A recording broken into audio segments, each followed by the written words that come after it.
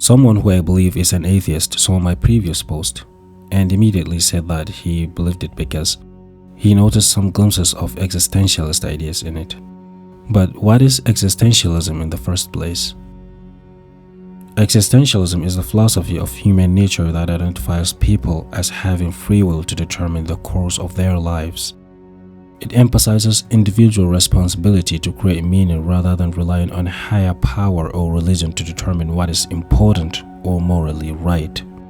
Last week, we theorized that the purpose of life can be relative to each individual.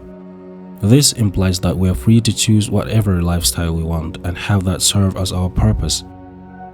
It eventually aligned somehow with the existentialist philosophy that also considers individual freedom and free will as one of its basic tenets. So that made me ask these questions. Are we existentialist, or are we simply advocating for it? No, we are not, and here's why. The concept of human action and free will has always been at the core of Islamic theology, and has always been a subject of debate and argument among scholars, which has led to the emergence of three major opinions concerning this subject. One opinion is that of Al-Ash'ari, which suggests that man is compelled in the performance of his voluntary and involuntary actions. His decisions and fate are predetermined by God.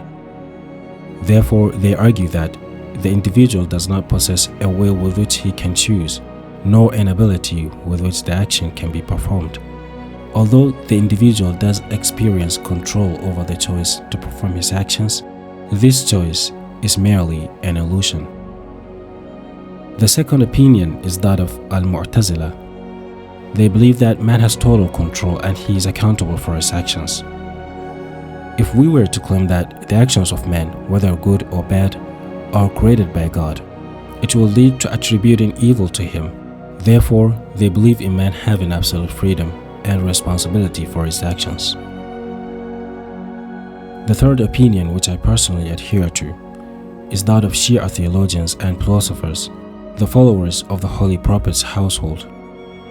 We believe that the matter is neither black nor white, but somewhere in between. Man has free will, but within the length of God's will, all his actions are affiliated with both himself and God at the same time in a non-contradictory manner.